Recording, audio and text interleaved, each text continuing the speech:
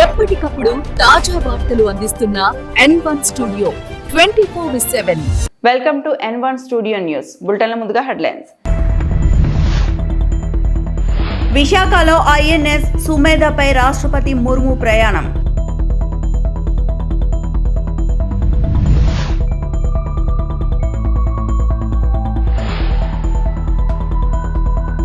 ప్రతి ప్రాణం విలువైనదే, ఆసుపత్రుల ఉన్నతీకరణకు కొత్త పాలసీ మంత్రి సత్యకుమార్.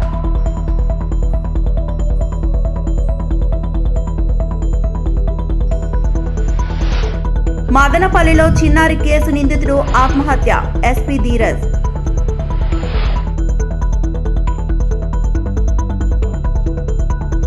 విశాఖ తీరంలో ఇంటర్నేషనల్ ఫ్లీట్ రివ్యూ కొనసాగుతోంది. 6 వరుసల్లో 71 యుద్ధ నౌకలు పెరేడ్ నిర్వహించాయి. ఈ కార్యక్రమంలో రాష్ట్రపతి ద్రౌపది ముర్ము పాల్గొన్నారు. నేవీ సిబ్బంది నుంచి రాష్ట్రపతి గౌరవ వందనం స్వీకరించారు. అనంతరం INS సుమేధ నౌకపై రాష్ట్రపతి ముర్ముతో పాటు AP governor justice Abdul Nazeer, CM Chandrababu, deputy CM Pawan Kalyan, కేంద్ర మంత్రి రామ్మోహన్ నాయుడు ప్రయాణించారు.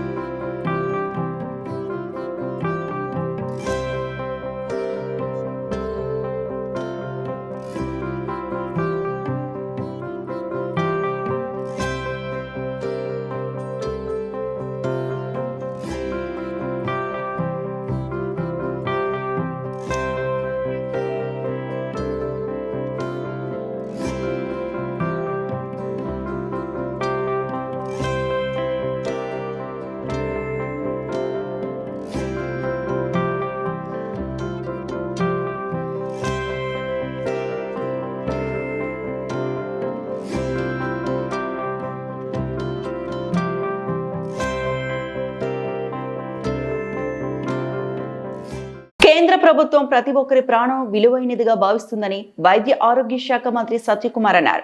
ఆళ్లగడ్డ, వాయిల్పాడు, కొవ్వూరులో 50 పడకల ఆసుపత్రులను 100 పడకలకు మార్చాలని అసెంబ్లీలో సభ్యులు కోరారు. దీనిపై మంత్రి సమాధానం ఇచ్చారు. ఆసుపత్రులు ఉన్నతీకరణపై కొత్త పాలసీ రూపొందిస్తున్నాం. 50 పడకల కన్నా తక్కువ ఉన్న ఆసుపత్రులను 61 నియోజకవర్గాల్లో గుర్తించాం. మొదటి దశలో ఆయా నియోజకవర్గాల్లో PPP మోడల్ కింద 100 పడకల మల్టీ స్పెషాలిటీ ఆసుపత్రులు నిర్మిస్తాం. కేంద్ర ప్రభుత్వ సహాయంతో ట్రామా సెంటర్లు ఏర్పాటు చేస్తామని మంత్రి సత్యకుమార్ తెలిపారు.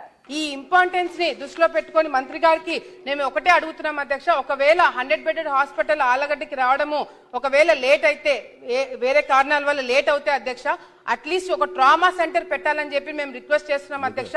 దీనివల్ల మేజర్ యాక్సిడెంట్లు ఏదైనా అయినప్పుడు పేషెంట్ని స్టెబిలైజ్ చేసేంత వరకు కూడా ఉపయోగపడుతుంది కాబట్టి ట్రామా సెంటర్ పెట్టాలని చెప్పి కూడా మేము మంత్రి గారిని రిక్వెస్ట్. ఇప్పటికే కొన్ని విషయాల్లో గన్నవరము ప్రతిపాదన కూడా దీంట్లో ఉంది, కొవ్వూరు ప్రతిపాదన కూడా దీంట్లో ఉంది. ఈ నెల్లూరు కోవూరు ప్రతిపాదన ఉంది, అదేవిధంగా గోదావరి జిల్లా ప్రతిపాదన కూడా దీంట్లో ఉంది అధ్యక్ష. ఆళ్ళగడ్డకి 30 పడకల నుంచి 50 పడకలకి అప్గ్రేడ్ చేయించారు వాళ్ళు. తర్వాత 5 సంవత్సరాల్లో అక్కడ పని జరగలేదు. మళ్ళీ మన కుటుంబ ప్రభుత్వం వచ్చిన తర్వాతే అది పూర్తి చేసి ఇటీవలే ఆ ఆసుపత్రిని కూడా ప్రారంభించుకోవడం జరిగింది అధ్యక్ష. కాబట్టి ప్రజల ఆరోగ్యం పట్ల చిత్తశుద్ధితో కుటుంబ ప్రభుత్వం ఆలోచిస్తూ ఉంది. వీటిని ఖచ్చితంగా ముఖ్యమంత్రి గారి దృష్టి తీసుకెళ్ళి దీనికి ఒక పాలసీ చేస్తున్నాం అధ్యక్ష. ఆ పాలసీలో ఏ అనుగుణంగా ఏవేవి ఉంటున్నాయో చూసి ఈ మిగతా విషయాలు ఏవైతే ఉన్నాయో తీసుకోవాల్సిన వాటిని పరిగణలోకి తీసుకొని చేసే ప్రయత్నం చేస్తాం. ఇది మాత్రమే కాకుండా ప్రజల ప్రాణాలు ప్రతి ప్రాణం విలువైందిగా కుటుంబ ప్రభుత్వం భావిస్తుంది అధ్యక్ష. అందుకని దీన్ని దృష్టిలో పెట్టుకొని ఒక కొత్త పాలసీ తీసుకొచ్చి 50 పడకల కన్నా తక్కువ ఉన్న నియోజకవర్గాన్ని గుర్తించి పీపీపీ మోడల్లో ఒక 100 పడకల మల్టీ స్పెషాలిటీ ఆసుపత్రిని కూడా నిర్మించాలనే ప్రతిపాదన ఉంది. దాని గురించి ఇప్పటికే 61 అసెంబ్లీ నియోజకవర్గాల్ని మొదటి దశలో గుర్తించడం జరిగింది. ఆ పాలసీ 1-2 నెలల్లో పాలసీ రోల్అవుట్ అయిన తర్వాత ఈ ఉన్న వాటిని ఎగ్జిస్టింగ్ ప్రభుత్వ పబ్లిక్ సెక్టార్లో హెల్త్ సెక్టార్లో ఉంటున్న వాటిని అప్గ్రేడేషను, అదేవిధంగా పీపీపీ మోడల్లో మల్టీ స్పెషాలిటీ ఆసుపత్రులు కూడా నిర్మించి ప్రజల ప్రాణాలు పోకుండా కాపాడుకునే ప్రయత్నం చేస్తామని. అది సూచన అండి మినిస్టర్ గారు. నేషనల్ హైవేస్ ఉన్నాయి కదా సార్, వాటిలో అక్కడ ఎక్కువగా యాక్సిడెంట్లు అవుతున్నాయండి. మేము జర్నీ చేసి చూస్తుంటాం. అక్కడ ఉన్న హాస్పిటల్ నేషనల్ పక్కన హాస్పిటల్ కొంచెం అప్గ్రేడ్ చేయడానికి ట్రై చేయాలి అధ్యక్ష. వచ్చింది ఈ విషయంలో చిన్న సబ్మిషన్ ఉంది అధ్యక్ష.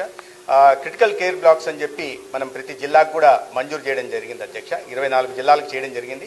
ఇప్పుడు కొత్తగా చిత్తూరు, అమలాపురం జిల్లాకు లేకపోతే కొత్తగా వచ్చిన పోలవరం జిల్లా, అన్నమయ్య జిల్లాకు కూడా 4 జిల్లాలకు కూడా ప్రతిపాదనలు పంపించాం. ఇప్పటికే 600 కోట్లతో పనులు ప్రారంభం అయిపోయాయి అధ్యక్ష. చాలా వరకు 14 CCBలు ఈ క్రిటికల్ కేర్ బ్లాక్లు పూర్తయ్యే దశలో ఉన్నాయి. ఇంకా 10 వాటికి భూమి పూజ చేయడం, మిగతా 4 వాటికి కూడా చేసి ఇవి క్రిటికల్ కేర్ బ్లాక్ నిర్మాణం పూర్తి చేయడమే కాకుండా ట్రామా సెంటర్లు కూడా కేంద్ర ప్రభుత్వ అనౌన్స్మెంట్కి అనుగుణంగా ట్రామా సెంటర్ నిర్మాణం కూడా చేస్తారు. ధన్యవాదాలు. అన్నమయ్య జిల్లా మదనపల్లిలో చిన్నారిపై అత్యాచారం కేసు నిందితుడు కులవర్ధన్ ఆత్మహత్య చేసుకున్నట్లు ప్రాథమికంగా తెలుస్తుందని ఎస్పీ ధీరజ్ చెప్పారు. నిందితుడిని మంగళవారం తీసుకెళ్తుండగా పోలీసుల నుంచి తప్పించుకున్నాడన్నారు. మదనపల్లిలో నిర్వహించిన మీడియా సమావేశంలో ఎస్పీ మాట్లాడారు. మనకి నిన్న దురదృష్టవశాత్తు మదనపల్లి టౌన్ లోని ఏడేళ్ల మైనర్ బాలిక మీద అత్యాచారం చేసి తర్వాత రేప్ చేసి చంపిన తర్వాత డ్రమ్ లో పూడ్చిపెట్టడం జరిగింది. దాని అంతా కూడాను మదనపల్లి టౌన్ లో ఉన్న ప్రతి ఒక్క ప్రజలు కూడాను వచ్చి రోడ్డు మీద మరియు ఇంటి దగ్గర చాలా వరకు ప్రొటెస్ట్ అవన్నీ చేసి పెద్ద సెన్సేషన్ న్యూస్ అది కూడా చేయడం జరిగింది. చాలా దురదృష్టవశాత్తు జరిగిన ఇన్సిడెంట్ ఇది. పోలీస్ శాఖ మరియు రాష్ట్ర ప్రభుత్వం అంతా కూడా ధోరణి. అదేవిధంగా మనకి నిన్న ముద్ద ఎవరైతే ఉన్నారో ఈ ఎంటైర్ ఇన్సిడెంట్కి మూల కారణమైన అతను ఈరోజు మార్నింగ్ ముదివేడి దగ్గర అంగళ్ళు క్రాస్ దగ్గర ఒక చెరువులోని అన్ఐడెంటిఫైడ్ డెడ్ బాడీ కింద ట్రేస్ అయ్యి తర్వాత అతన్ని కులవర్ధన్ అనే ముద్దాయిగా మనము రికగ్నైజ్ చేయడం జరిగింది. ప్రస్తుతానికి inquest and post mortem proceedings అవన్నీ కూడా జరుగుతున్నాయి. యాజ్ పర్ ప్రిలిమినరీ ఇన్ఫర్మేషన్ అతను సూసైడ్ చేసుకొని డౌన్ అయినట్టు తెలుస్తుంది. అండ్ ఫర్దర్ అప్డేట్స్ అన్నీ కూడా మన ఇన్వెస్టిగేషన్ ప్రాసెస్లో రివీల్ అయితే మనం కమ్యూనికేట్ చేస్తామండి. Thank you sir. నిన్న మార్నింగ్ కొంత సమాచారం బయట దొరికాడు పోలీసులు ప్రచారం. మనకి ఏమైందంటే నిన్న మార్నింగ్ మనకి ముద్దాయి ఇంటికి వెళ్ళి మనం డోర్ బ్రేక్ చేసి చూసినప్పుడు ముద్దాయి అండ్ పక్కనే డ్రమ్లోని చనిపోయిన పాప కూడా శవం కూడా లభ్యమైంది. ఆ టైంలోని చుట్టుపక్కల ఒక 50 మంది గ్రామస్తులంతా కూడా గుమ్మిగూడి ఇతన్ని చంపడానికి ప్రయత్నించే సమయంలో మనమే రక్షక్ వెహికల్ని లో పెట్టి ముద్దాయిని అక్కడి నుంచి తీసుకెళ్ళడం జరిగింది. మళ్ళీ అక్కడ లా అండ్ ఆర్డర్ సిచ్యువేషన్ చాలా హెవీగా డెవలప్ అవడం వల్ల హైవే కూడా బ్లాక్ అవడం వల్ల మనకి ఆ రక్షక్ వెహికల్ స్టాఫ్ని కూడా తిరగడం జరిగింది. అక్కడ ఒక డ్రైవర్ మాత్రమే ఉండడం జరిగింది ముద్దాయితో పాటు. ఆ సమయంలో అతను తప్పించుకొని పారిపోవడం జరిగింది మార్నింగ్ టైం. తర్వాత ఒక 2 టీమ్స్ పెట్టి వెతికించాం కానీ హౌఎవర్ రిజల్ట్ దొరకలేదు. ఈరోజు ఇలా ఉంది. నిన్న జరిగిన ఆందోళనలో కొన్ని యాంటీ సోషల్ ఎలిమెంట్స్ యాక్టివ్గా పాల్గొన్నాయి అనేది ఒక జరుగుతుంది. అది ఎంతవరకు మీకు తెలుసు? అంటే ఆల్రెడీ ఎవరైతే ఇదంతా ఇష్యూని పొలిటిసైజ్ చేశారో లేదంటే ఇది ఒక రాంగ్ ధోరణి వైపు తీసుకెళ్లారో వాళ్ళందరి మీద కూడా కేసెస్ అవి రిజిస్టర్ చేయడం జరిగింది. స్ట్రిక్ట్ యాక్షన్ తీసుకుంటాం. ఏదైతే పాపకి జరిగిన అఫెన్స్ అనేది చాలా దురదృష్టవశాత్తు చింతించాల్సిన క్షణంలో ఇది వాళ్ళ ఓన్ పొలిటికల్ మైలేజ్కో లేదంటే వాళ్ళ ఓన్ ఆర్గనైజేషన్ బెనిఫిట్ కోసం వాడుకున్న వాళ్ళందరి మీద కూడా మనం కేసు రిజిస్టర్ చేస్తాం అండ్ స్ట్రిక్ట్ యాక్షన్ కూడా తీసుకుంటాం. ఇతని మీద డిసీజ్డ్ మీద ఏం లేదండి. అక్యూజ్డ్ మీద ఒక కేసు ఇంత ముందు ఉంది, 324 కేసు హర్ట్ కేసు ఉంది. అది ఆల్రెడీ అతను లోక్ అదాలత్లో కాంప్రమైజ్ అయ్యి అది డిస్పోజ్ అయిపోయింది. సార్, నెక్స్ట్ స్టెప్గా ఈ గంజాయి నిర్మూలనకు మీరు ఈ మదనపల్లిలో ఎలాంటి చర్యలు తీసుకుంటారు? తిరుమల తిరుపతి దేవస్థానాలు మాజీ పాలక మండలి సభ్యులు ఓవి రమణ కీలక వ్యాఖ్యలు చేశారు. తిరుమలకు నెయ్యి సరఫరా అంశంపై శాసనమండలిలో అబద్ధాలు ప్రచారం చేస్తున్నారని ఆరోపించారు. ప్రస్తుత పాలక మండలిలో ఎలాంటి తప్పులు జరగడం లేదని స్పష్టం చేశారు. తిరుమలకు హెరిటేజ్ నుంచి నెయ్యి వస్తుందని శాసనమండలిలో మాట్లాడడం పూర్తిగా అబద్ధమని ఓవి రమణ పేర్కొన్నారు. ప్రస్తుతం తిరుమలకు నెయ్యి సరఫరా చేస్తున్న సంస్థ ఇందాపూర్ డైరీ అని తెలిపారు. ఇందాపూర్ డైరీకి హెరిటేజ్ కు ఎలాంటి సంబంధం లేదని స్పష్టంగా చెప్పారు. హెరిటేజ్ ను కావాలనే రాజకీయంగా వాడుకుంటున్నారని, గత 4 రోజులుగా శాసనమండలిలో వరుసగా అబద్ధాలే మాట్లాడుతున్నారని విమర్శించారు. తిరుమలలో 2 ఏళ్ల క్రితమే కల్తీ నెయ్యితో లడ్డూలు తయారు చేశారన్న అంశాన్ని గుర్తు చేశారు. ప్రస్తుతం శ్రీవారి ప్రసాదాలన్నీ నాణ్యమైనవిగా, రుచికరంగా ఉన్నాయని వెల్లడించారు. కల్తీ నెయ్యి వ్యవహారం అంతర్జాతీయ స్థాయిలో చర్చకు వెళ్లిందని, ఇప్పటికైనా ఆ అంశంపై మాట్లాడటం మానుకోవాలని హితవు పలికారు. నెయ్యి సప్లై గురించి ఏవైతే లడ్డూలు కానీ స్వామి కైంకర్యాలకు వాడే ప్రసాదాలకు వాడే నెయ్యి కల్తీ అని, గతంలో కల్తీ జరిగిందని ఎన్డీడీపీ రిపోర్ట్ ఇచ్చింది, సిట్ రిపోర్ట్ ఇచ్చింది. దానిపైన చాలా మంది అరెస్ట్ చేశారు, పాలక మండలి తప్పులు చేశారు, ఇవన్నీ చాలా మాట్లాడుతూనే వచ్చాం. గత పాలక మండలిలో కల్తీ జరిగిన మాట వాస్తవం. అది సాక్షాత్తు అప్పుడు పాలక మండలి అధ్యక్షుడు ఉన్నారు, సిట్ రిపోర్ట్ ఇచ్చింది. కొంతమంది జైల్లో ఉన్నారు, కొంతమంది పోబోతున్నారు. చర్యలు జరుగుతున్నప్పుడు రాజకీయంగా ఎన్నో అంశాలు ఉంటాయి. రాజకీయంగా లబ్ధి పొందాలంటే ఈ 1,00,000 ఇష్యూస్ ఉన్నాయి. ప్రజల సమస్యల గురించి మాట్లాడచ్చు. కానీ చాలా దౌర్భాగ్యమైన పరిస్థితి ఏంటంటే శాసనమండలిలో గత కొన్ని రోజులుగా ప్రస్తుతం దేవస్థానంకి వస్తున్న నెయ్యి అది హెరిటేజ్ అనే ఒక సంస్థకు సంబంధించిందని చెప్పి చంద్రబాబు నాయుడు గారు ఆయన సంస్థ కాబట్టి ఆ సంస్థ నుంచి నెయ్యి కొనుగోలు చేసే ఏర్పాట్లు చేశాడు అని వారి ప్రధాన ఆరోపణ. దేవస్థానం వాళ్ళకు కావాల్సిన స్పెసిఫికేషన్ ప్రకారం టెండర్లు ఎవరైతే పార్టిసిపేట్ చేస్తారో గతంలో తప్పులు జరిగినా నాకు తెలిసినంత వరకు ప్రస్తుత పాలక మండలిలో అటువంటి తప్పులు జరుగుతున్నట్టు దాఖలాలు లేవు. సరే, ఒక రాజకీయ అంశంగా, ఎందుకంటే ఈ లడ్డు కల్తీ నెయ్యి దేశం దాటి అంతర్జాతీయంగా వెళ్ళింది, అంతర్జాతీయ మీడియాలో కూడా వచ్చింది. కాబట్టి గత ప్రభుత్వం పైన పడిన మచ్చ అది అంత ఈజీగా పోయే మచ్చ కాదు. కాబట్టి దాన్ని ఏ విధంగా అవతలకు నెట్టాలనే ఒక ప్రయత్నంలో భాగంగా హెరిటేజ్ అనే సంస్థను హెరిటేజ్కు నెయ్యి సప్లై చేస్తుంది. అంటే హెరిటేజ్ కాకుండా ఇందాపూర్ అనే ఒక డైరీ నుంచి నెయ్యి, ఇందాపూర్ అనే ఒక సంస్థ టెండర్లో పార్టిసిపేట్ చేసింది, నెయ్యి సప్లై చేస్తుంది.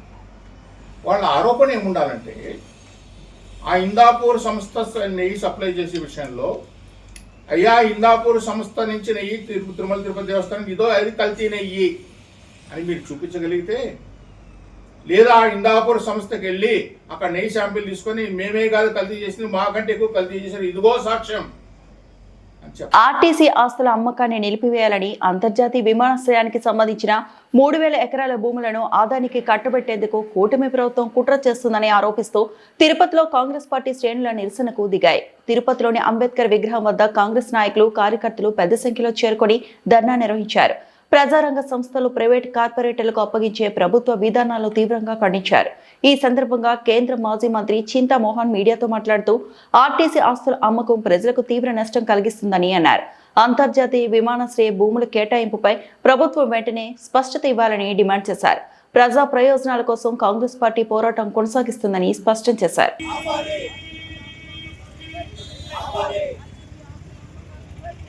జరిగింది అంబేద్కర్ విగ్రహం దగ్గర. ఒకటిది ఓబీసీలు, ఎస్సీలు, ఎస్టీల పరిస్థితి ఆంధ్రప్రదేశ్ రాష్ట్రంలో దారుణంగా ఉంది. కాంగ్రెస్ పార్టీ అధికారంలో ఉన్నప్పుడు 27% ఓబీసీలకు ఇచ్చాం భారత రాజ్యాంగాన్ని సవరణ.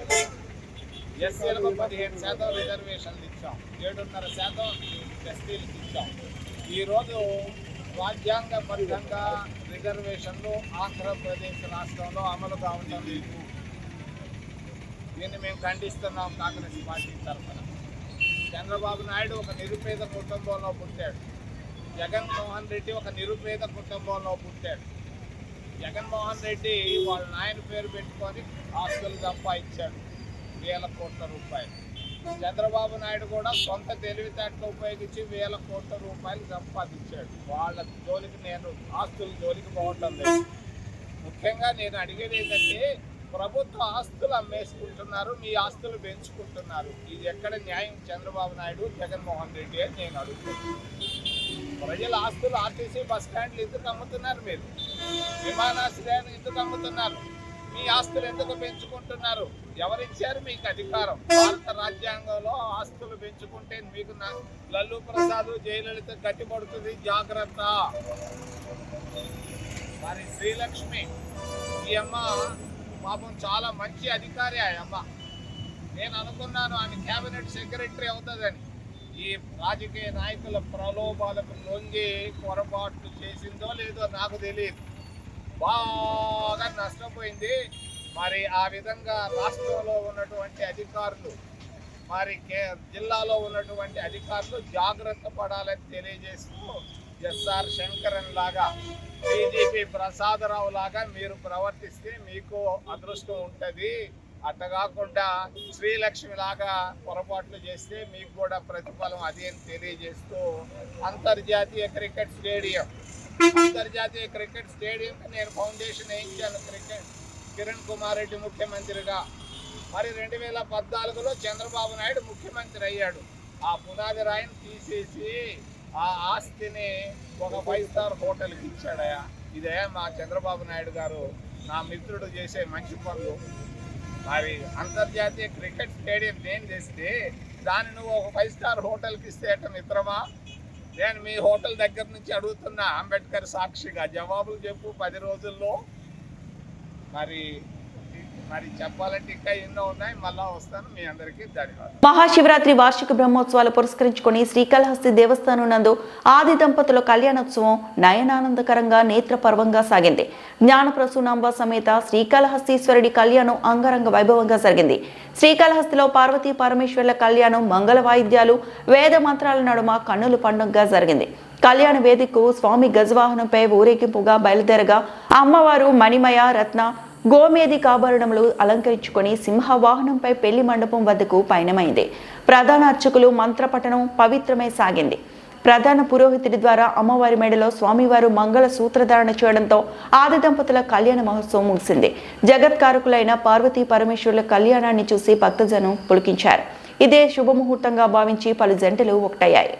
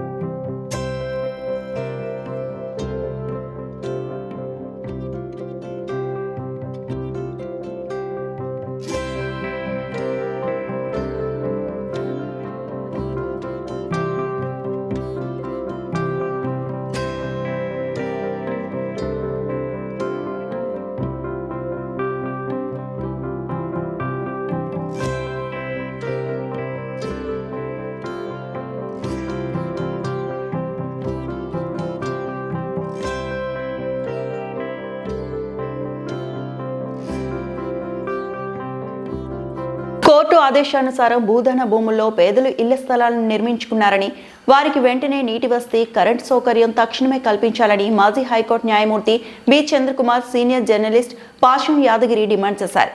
ఖమ్మంలోని ప్రెస్ క్లబ్లో ఏర్పాటు చేసిన మీడియా సమావేశంలో వారు మాట్లాడుతూ 2014లో వెలుగుమట్ల భూదాన భూమిని పేదల ఇళ్ల స్థలాల కోసం కేటాయించబడిందని, కోర్టు ఆదేశాలు ఉన్నప్పటికీ ఆ ఇళ్ల స్థలాలకు కనీస వస్తువులు ఏర్పాటు చేయకుండా అధికారులు నిర్లక్ష్యం చేయడం, వారిని అక్కడి నుంచి వెళ్లగొట్టేందుకు పోలీసుల ద్వారా బెదిరించే కార్యక్రమాలు చేయడం బాధాకరమని అన్నారు.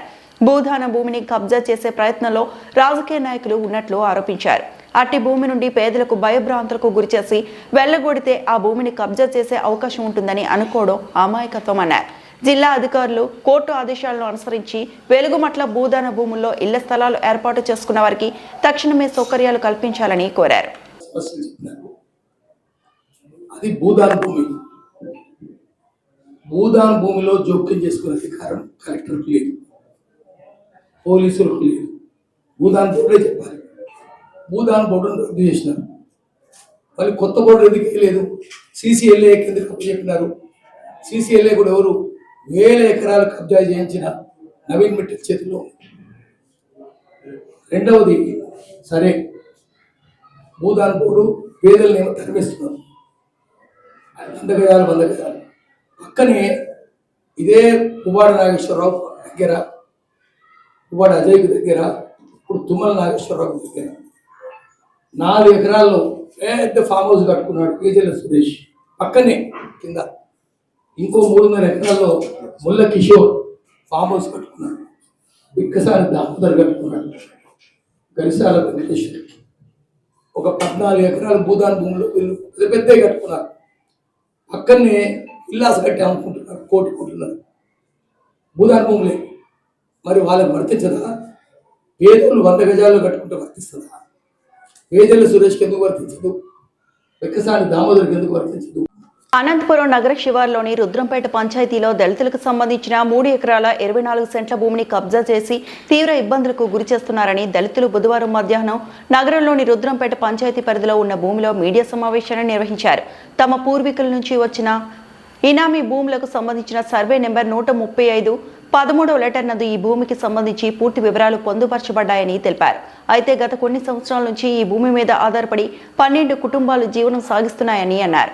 ఈ భూమిని కబ్జా చేసి తీవ్ర ఇబ్బందులకు గురి చేస్తున్నారని, పేద ప్రజల పొట్టకుట్టేందుకు ఇలాంటి వ్యవహారాన్ని నడిపిస్తున్న వారిపై కఠిన చర్యలు తీసుకోవాలని డిమాండ్ చేస్తూ పెద్ద ఎత్తున నిరసన వ్యక్తం చేశారు.